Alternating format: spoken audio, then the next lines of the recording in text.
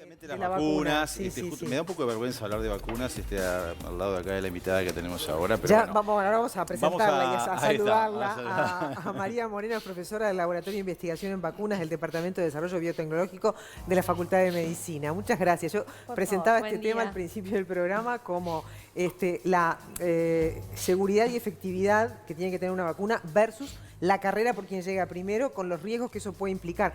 Vamos a hablar de eso en algunos instantes, pero vamos con el doctor Vamos a la primera plaquita ya para entrar a repasar este tema y después aquí me pueden llegar a corregir.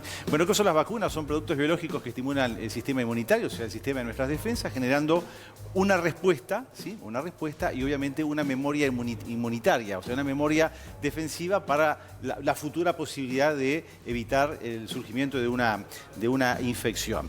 Vamos a ver rápidamente ahora qué son lo que contienen las vacunas, o sea, cómo son las vacunas. Ahí tenemos vacunas que tienen gérmenes vivos, o sea, virus vivos, como por ejemplo la triple viral, sarampión, rubiola, paperas, o la viruela, inactivadas, o sea, esto quiere decir que son los gérmenes que están de alguna manera tienen fragmentos o sectores del virus o la bacteria que ofician entonces generando la defensa, como es la tos convulsa, toxoides, como la antitetánica, o sea, estamos hablando acá que contienen una toxina o químico, en este caso producido por la bacteria o el virus, y después las biosintéticas que contienen sustancias artificiales que son muy similares a fragmentos, tanto del virus como de la bacteria, como en el caso de la hepatitis B.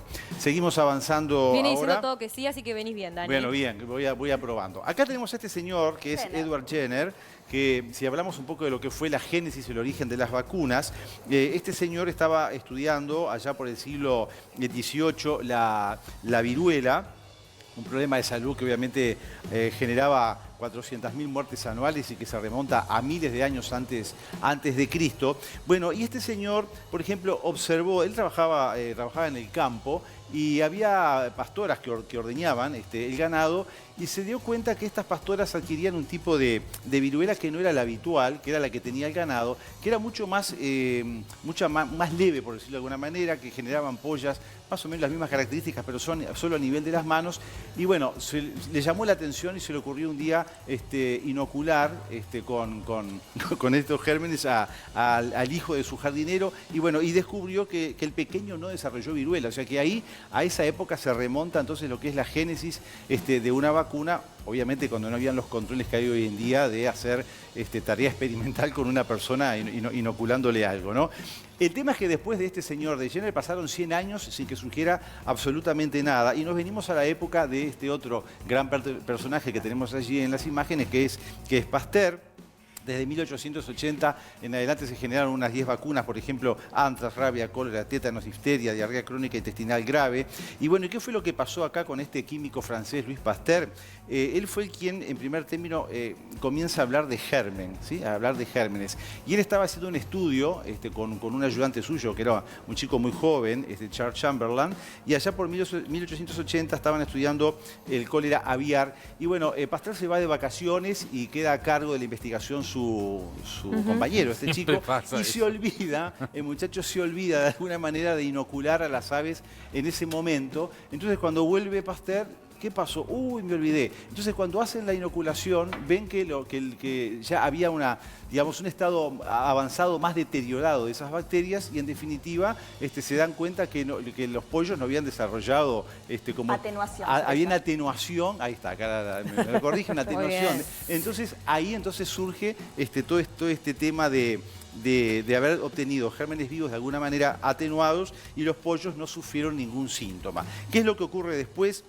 Por ejemplo, Pasteur fue quien, en definitiva, desarrolló la popularización del término vacuna en homenaje al primer científico que hablábamos, de Edward Jenner, y vacuna viene justamente de vaca, porque era el ganado aquel que hacíamos referencia que generaba la viruela. ¿Qué es lo que pasa después? Bueno, durante el siglo XX se desarrollan un montón de vacunas, tuberculosis, sarampión, hepatitis B, enfermedad del limbo y la poliomielitis. En el caso de la poliomielitis, allí tenemos esa placa, la enfermedad la se descubre allá por 1840, pero a pesar de eso, recién en la década del 50 es cuando se desarrolla la vacuna. Ahí vemos después Albert Bruce Sabin, que la sustituye por la vía oral. Y acá lo importante, que estos señores, miren hoy cuando hablamos de la vacuna para el COVID-19, que se pelean quién la va a tener primero y todos los temas comerciales, estos señores, por ejemplo, no la patentaron la vacuna. ¿Estaba libre?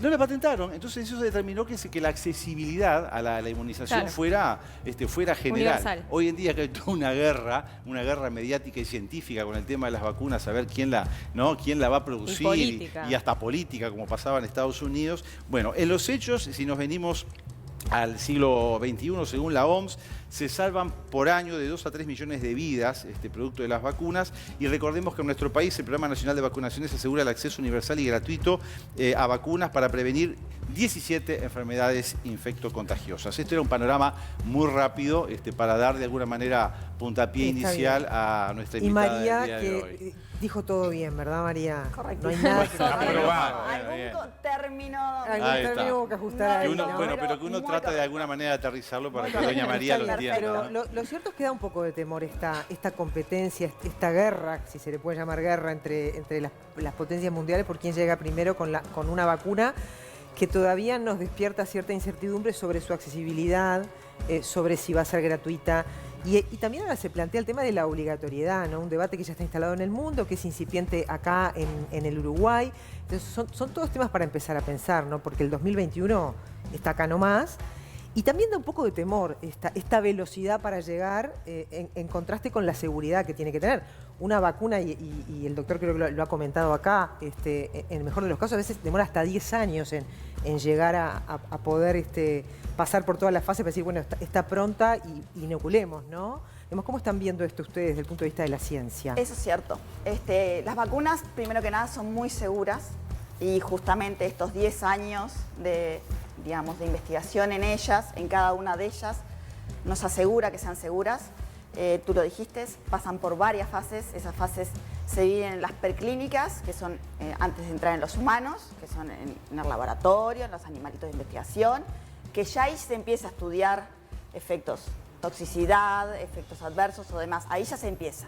Cuando ingresamos en los humanos, las primeras fases son justamente para estudiar a fondo la seguridad, fase 1, es simplemente por seguridad, se van escalando a poquito, se va administrando a poquito para ver cuán segura es la vacuna en distintas poblaciones y en distintas personas y de forma separada para evitar problemas. Fase 2, que incluye un poco más de personas, ahí ya se empieza a estudiar la inmunogenicidad, que nosotros llamamos de la vacuna, a ver si nuestro sistema inmune está reaccionando a ella.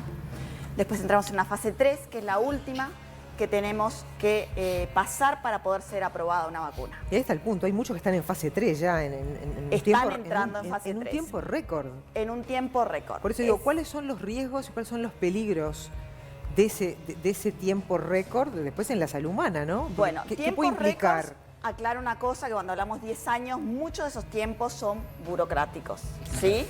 Okay. Tenemos unos buenos años de papeleos en los distintos, en la FDA, en la EMA, en donde sea. El tema es cumplir con los plazos, independientemente del tiempo, cumplir con las etapas. Lo que sí se está haciendo, que no era habitual en el tema de vacunas, sí más en inmunoterapias, en otro tipo de juntar fases. Muchas de estas vacunas tienen plataformas ya probadas para otros patógenos, o sea, hemos probado este tipo de vacunas con otros antígenos, no el de coronavirus, pero con otros pedacitos de patógenos, para entenderlo un poco más. Y entonces, más o menos se conoce cómo podría reaccionar el organismo y cuán seguras podrían ser, ¿sí? Igualmente, hay que hacer los estudios y en eso es donde estamos poniendo el foco. Doctora, la efectividad, ¿cuándo se entiende que una vacuna es efectiva? ¿Cuál es el porcentaje? O sea, que se maneja. Porque uno piensa que te vacunas y 100%. No. Eso no. es lo que... En este caso, en el caso particular del coronavirus, la OMS puso, no me quiero confundir si la FDA o la OMS, uno puso un 70, pero después el índice de confiabilidad, no sé, baja, termina bajando, y otro puso el 50% de efectividad, con un índice, un intervalo de confianza que te podría llevar a 30. Es bastante bajo. Es bajo, sí. Yo creo que las primeras vacunas que lleguen no van a ser las más efectivas, sin lugar a dudas.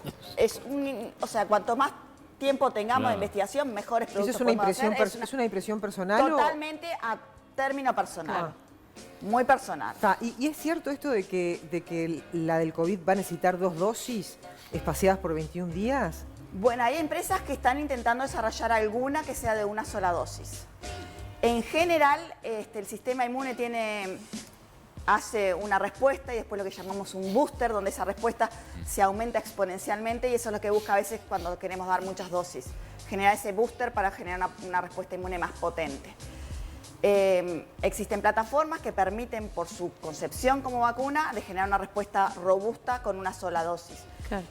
Depende de qué vacuna llegue, será una dosis o 2 dosis. Claro, fíjate lo que está pasando en el mundo ahora, ¿no? Porque se están dando reinfecciones de personas con cepas diferentes. Y esto es un desafío para la creación de una vacuna, ¿no? Porque esa persona de repente, llegó la vacuna, se vacunó, pero de repente se vuelve a enfermar de otra cepa de COVID, entonces que va a haber otra vacuna diferente que le va a garantizar la inmunidad. Es como entrar en una locura de vacunas también. Eso nos pasa un poco con la gripe, que nos vacunamos todos los años, ¿no?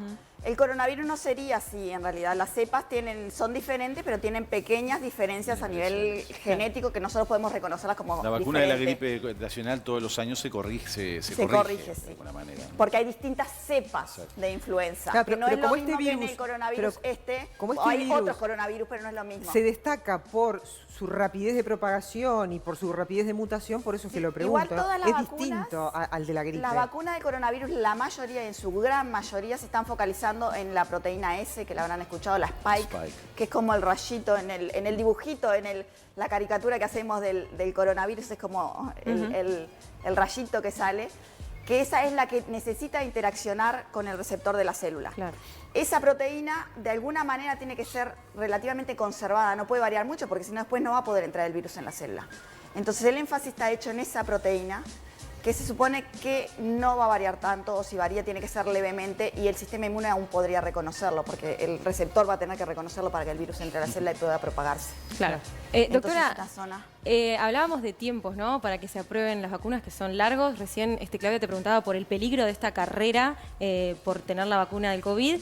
¿Cuál es la percepción de la comunidad científica, por ejemplo, con el lanzamiento de la vacuna rusa, ¿no? La Sputnik 5, que ayer anunció el Fondo Ruso de Inversión, que es el que la está financiando, que la van a probar en 40.000 personas, por ejemplo. Eso lo anunciaron ayer. O China, que también especifica que van a estar probándolo con la población directa. ¿Cuáles son los riesgos de eso? Bien, son diferentes. Vamos a separar la rusa de la china. Bien, por las importante. dudas. Sí, porque la rusa, la comunidad científica no tiene los datos científicos, entonces nosotros no podemos expresarnos en ese sentido. Sí sabemos que el mismo laboratorio ruso... ¿Cómo no tiene los datos ¿Falta científicos? información? No los han publicado no los han todavía. publicado. Se habla de que se saltearon etapas, ¿no? Incluso. Eso no lo sabemos. Claro. Ellos dicen que no. Lo cierto es que nosotros los datos no los tenemos y no los podemos analizar. En otras vacunas, como las chinas, sí los hemos visto, los datos de los ensayos clínicos fase 1 y fase 2, y podemos analizarlos y entendemos que si está dentro de los parámetros se puede pasar a otra fase. Entonces, sí, en la rusa existen, no son iguales, pero existe, la plataforma se ha usado para otra vacuna contra el ébola y demás, que ha demostrado ser segura. No es igual, aclaro esto, porque es levemente diferente, pero existen esos datos. Es todo lo que sabemos. Con respecto a la del coronavirus, no tenemos ni idea. La China sí, están los datos clínicos publicados y aparentemente es segura y se va a probar dentro de los rangos, o sea, de los marcos que permite legalmente con los controles necesarios. De hecho, vuelvo a otro aspecto que estaba hablando, que después de la fase 3 que se comercializa la vacuna, existe una fase 4 en donde se empieza a aplicar masivamente la vacuna, donde aún se la conoce como farmacovigilancia, porque es aún donde seguimos chequeando la seguridad de las vacunas. De hecho, al día de hoy, las vacunas, la de la BCG, todas las que nos administramos, las seguimos chequeando. Existe una página del Ministerio donde uno puede, si siente un efecto adverso, dejar ahí, escrito por escrito, se hace un informe y se va correlacionando si hay vacunas que presentan o no. Se sigue día a día, constantemente, en cada dosis que administramos, se sigue el control de la seguridad de las vacunas. Para cualquier vacuna, ¿qué justificaría una obligatoriedad? Para cualquiera. Bueno, dos cosas son. Una, el cinturón de seguridad te protege a ti y es obligatorio. La analogía es válida para una vacuna, por un tema de que el sistema de salud lo pagamos entre todos. El segundo tema, que es quizás a mí lo que me atrae de las vacunas, es esa capacidad que nosotros llamamos efecto rebaño, ¿sí? que en determinadas vacunas contra determinados patógenos, en aquellos que se transmiten de persona a persona y en aquellas vacunas que logran cortar la infección o la transmisión, me protejo yo, te protejo a ti. Es un acto comunitario y por tanto debe ser considerado obligatorio dentro de una comunidad. Bien. Es simplemente eso. Y es una obligatoriedad, además, que puede implicar más de una inoculación en el año, quizá, ¿no? Y bueno, las vacunas que son obligatorias en los niños, hay algunas que son hasta 4 dosis. Sí, bueno, la hepatitis B también son varias dosis, ¿no? En el caso de personal de salud. Personal de salud. Conciencia comunitaria, seguro. Seguro. Me quedé pensando en lo que decías. Eso es un acto comunitario, lo conocemos, la vacuna es un acto comunitario, Claro. decimos nosotros. ¿Y es por eso, no todas, aclaro esto, porque no todas, por ejemplo, la del tétanos me protege solo a mí y no, por más que yo me vacune, no voy a proteger a los demás. Pero hay otras vacunas que sí lo son y esas sí realmente son obligatorias por un tema de comunidad. Bien, ¿y esto lo tendría que determinar Uruguay como país o es la OMS? Eso se determina, en realidad, yo conformo una Comisión Nacional Asesora de Vacunación. En esa comisión discutimos y elevamos al Ministerio nuestra asesoría respecto a cada una de ellas. Están en eso, están trabajando en eso, ¿ya le pidieron algún tipo de... Con respecto al COVID, sí, en realidad ya conformamos... A la obligatoriedad, porque ahí hay una comisión. Con respecto a la obligatoriedad No, todavía no, porque obviamente es muy difícil hasta que no sepamos qué vacunas hay disponibles. Claro. No podemos nosotros decir es obligatorio o no. Además, el obligatorio va de la mano de algo, gratuito. Y para ser obligatorio y gratuito tenemos que tener suficiente dosis disponible y suficiente... Claro. Ahí ya entra un tema La gratuidad económico está y demás. Por eso implícita. creo que la comisión asesora. Después Claro. quien toma las decisiones es el Ministerio con los respectivos ministros que correspondan y demás. Perfecto. Nosotros asesoramos. Con respecto a la de COVID, sí conformamos un equipo técnico que empezamos a estudiar cada una de las vacunas. Empezamos de a poquito para que no nos desborde en su momento cuando empiezan. Y bueno, las vamos siguiendo y en base a eso vamos elevando nuestros comentarios al respecto de cada una de ellas. Muy Sus bien. ventajas, sus desventajas, limitaciones. María, ahora vamos a hablar con un movimiento activista antivacuna. No sé si te querés quedar, estás invitada a quedarte acá. No, Sería bárbaro si te puedes quedar. ¿Cómo no?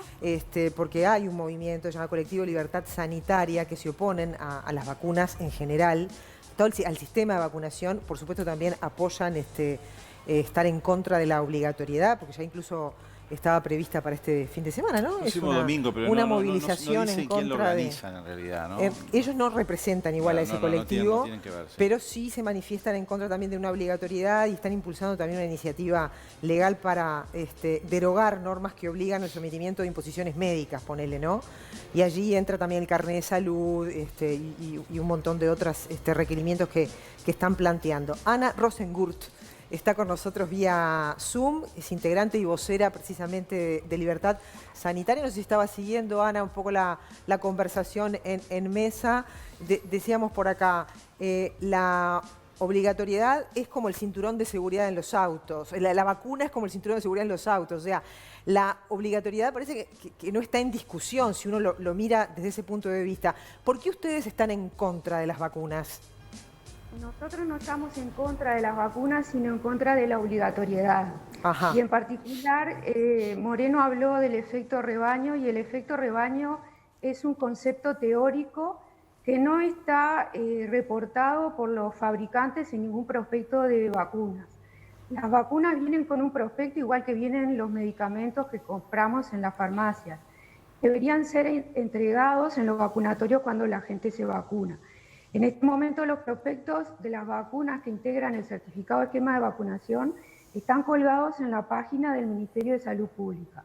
Y nosotros los hemos estudiado uno por uno a todos ellos y ningún fabricante reporta el efecto rebaño como un beneficio de la vacuna.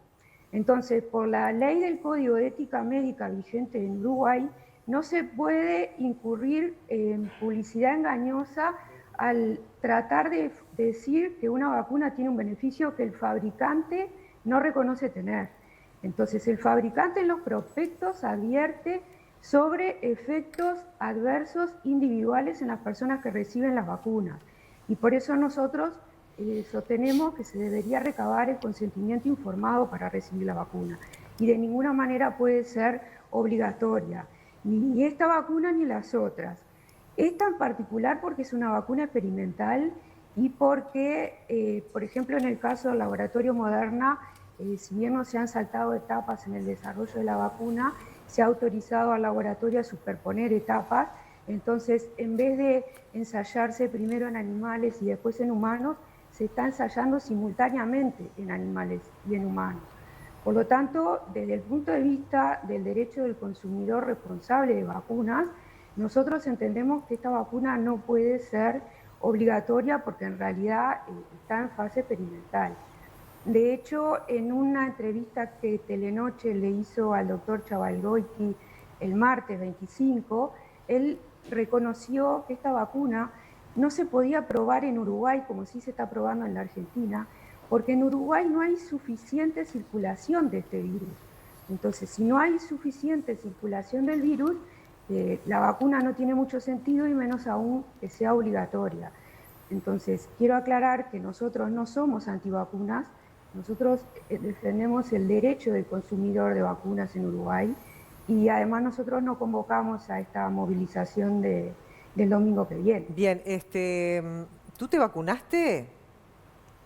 No, nunca me vacuné contra la gripe, tengo vigente la antitetánica y en el colectivo no recomendamos que la gente no se vacune o que se vacune, simplemente damos información como esta de los prospectos que están colgados en la web del Ministerio, que los fabricantes advierten los efectos adversos, y esos efectos que advierte el fabricante no son teóricos, porque como bien dijo Moreno, en la web del Ministerio se pueden reportar los efectos adversos de las vacunas y por eso el Ministerio publica anualmente el reporte de efectos adversos de las vacunas suministradas en Uruguay. Y entonces, en esos reportes se verifica justamente las advertencias de los fabricantes. Y por ejemplo, en el reporte del 2019, que hubo una fuerte campaña para la vacunación contra el sarampión, se verificó que la vacuna contra el sarampión producía paperas porque hubo un gran brote de paperas el año pasado. De los 300 y pico de SAVI que hubo en el 2019, más de 250 fueron paperas en adultos. Entonces, Ana, una pregunta te quería hacer. ¿Cuánto pesa en el efecto adverso de una vacuna frente a la posibilidad de la adversidad de contraer una enfermedad que muchas veces puede ser mortal? Bueno, para la persona en particular es el 100%. En el colectivo hay gente que por la vacuna contra la gripe desarrolló el síndrome de Guillain-Barré, que es un problema neurológico y que deja bastante discapacitada a la gente. Entonces, para esa persona el efecto adverso es el 100% en su vida entera por todo lo que le repercute. Entonces, medir el costo-beneficio en función de individuos en la sociedad es muy injusto porque no se solidariza la sociedad con los afectados por las vacunas. ¿Usted tiene alguna estadística de cuántos casos de Guillain-Barré, por ejemplo, con la vacuna antigripal? ¿Cuántos casos? Bueno, el problema de los efectos adversos es que hay un subregistro y eso está reconocido por la propia OMS. O sea, los reportes del Ministerio de Salud Pública se sabe que son menos de los casos. En parte porque las vacunas no se registran en la historia clínica individual de las personas. Eso es un grave defecto. Y eso promueve el negacionismo de los médicos. O sea, y además en el caso de la vacuna de la gripe, que es voluntaria, ni siquiera se expide un comprobante de aplicación de la vacuna. Es increíble que uno si lleva la mascota a la veterinaria, en la veterinaria a uno le entregan el prospecto de la vacuna y le entregan además el sticker de la vacuna que le aplicó a la mascota. En cambio esto, a las personas en los vacunatorios, no nos facilitan esa información que sería re importante para reportar el efecto adverso ante el Ministerio de Salud Pública. Entonces, hay una gran diferencia. Por eso hay una falta de registro de esos efectos adversos en el Ministerio. Muy bien. En parte porque además la gente, como algunos efectos aparecen bastante después de aplicada la vacuna, como le pasó a la hija de la ex senadora Verónica Alonso, que recién a los 21 días de aplicada la vacuna contra el VPH sufrió la neuromielitis óptica. Entonces, claro, 21 días después, a nadie se le ocurre pensar en la vacuna. Entonces, ellos tuvieron que llevar a la niña a Buenos Aires y recién ahí los médicos que la vieron le preguntaron, ¿y por casualidad vos no te diste la vacuna contra el VPH? Entonces, recién ahí hicieron el clic de que ese efecto era por la vacuna contra el VPH. Sin embargo, ese caso no está reportado en el reporte del 2018. Muy bien. Ana, porque, sí, ¿cuántas personas integran el colectivo? Tenemos más de 6.500 adhesiones en una campaña en Change. Bueno, muy bien. Te queremos agradecer el tiempo, ya tenemos que ir cerrando el tema. Y bueno, Gracias ahí está, no, por favor, ahí está la postura irrespetable postura, ¿no? Porque No, cada yo uno comparto tiene muchas cosas con ella. Sí, cada uno de hecho, tiene. Cuando uno decide aplicar una vacuna en una población, se hace un estudio de pertinencia de la vacunación, un estudio de epidemiología, si es realmente. Comparto que la de COVID todavía no sabemos si tiene que ser obligatoria o no, y eso va a depender de cómo se desarrolle la situación. Justamente ayer hablábamos, a ver, en la situación epidemiológica que estamos, vacuna, no sé si el costo lo amerita, pero lo cierto es que estamos en esta situación porque estamos todos muy comprimidos, no abrimos las fronteras, lo decía el ministro recién de Turismo, que necesitamos abrir las fronteras y demás. Cuando eso ocurra, claro, ¿qué va a pasar? Claro. Entonces ahí tendremos que también, va a ser otro escenario para evaluarlo. Pero comparto muchísimas de las cosas que dice ella. Bueno, muy bien. Muchísimas gracias, María, por haberte quedado también a escucharla. Gracias y a esto ustedes. es paso a paso, semana a semana, mes a mes, ¿no? Día a día para es nosotros. Muy dinámico. Como dice el refrán, despacito se llega lejos, pero seguro, ¿no? Exactamente.